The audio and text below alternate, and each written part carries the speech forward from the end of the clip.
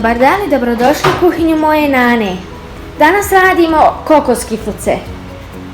Ovdje imamo 250 g putera, 150 g šećera, 2 jajeta, na vrh kašičice sode bikarbone, 200 g kokos brašna i 200 g običnog brašna.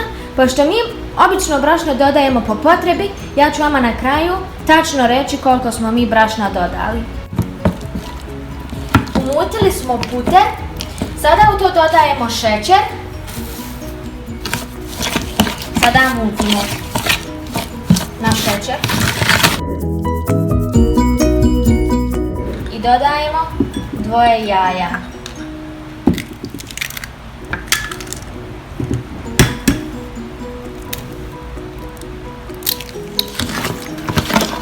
I sada umutimo sve to lijepo.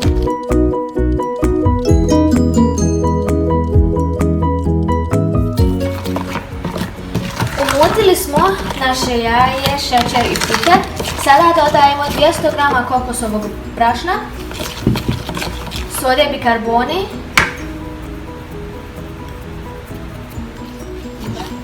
kada smo umutili kokosovo brašno i sve, dodajemo obično brašno i mutimo smjesu. Mi smo uzeli još 100 g brašna pa ćemo ga dodavati po potrebi.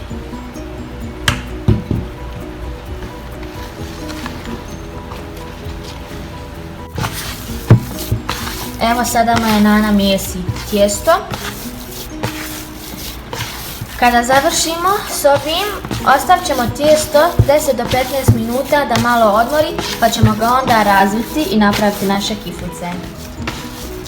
Mi smo u totalu dodali 400 g brašna. Nakon 15 minuta izvadit ćemo tijesto iz posude i prekuhati ga. Kada smo umijesili tijesto, uzmemo komadić otprilike ovoliki i onda ovako ga rolamo i napravimo oblik otprilike U slova ili oblik potkovice. Evo ovako otprilike. I poredamo u tepsiju na peka papir.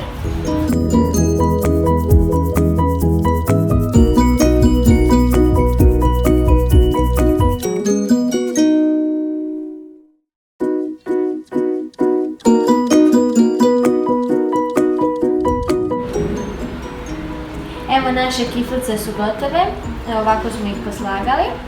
Sada idu u zagrijanu rernu na 180 stepeni. Evo naše kiflice su gotove. Sada ćemo ih posuti malo šećerom u prahu. Mi smo pekli naše kiflice na 185 minuta i onda smo smanjili na 150 i one su se polako sušile u toploj rerni 20 minuta. Kada smo završili slaganjem naših kiflica, složili smo ih u ovu posudu. Sada ćemo probati kiflice.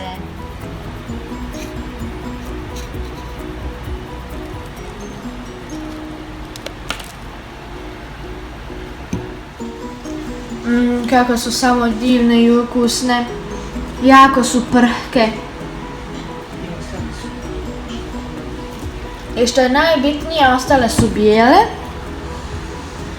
Jako su ukusne, probajte ovaj recept. Nadam se da ste uživali u našem videu.